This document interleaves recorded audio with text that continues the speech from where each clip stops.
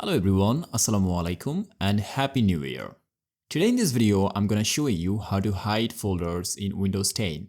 If this helps, please consider subscribing to the channel. First of all, locate the folder.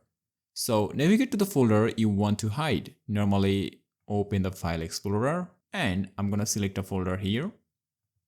So I'm choosing this folder. After then, right click on it and select Properties. From here, choose Hidden. Then normally click on Apply button. Here you have to choose whether to apply the change to just the folder or to the folder, subfolders and files. So I'm choosing this option and clicking on OK and OK again. So here you can see that the folder is hidden right now.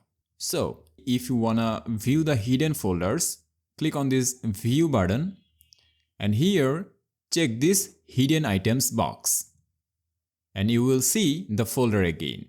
So if you wanna make it visible again, right click on it, select Properties and uncheck the Hidden option. Click on Apply. OK. And that's it. You have successfully hidden and unhidden folders in Windows 10.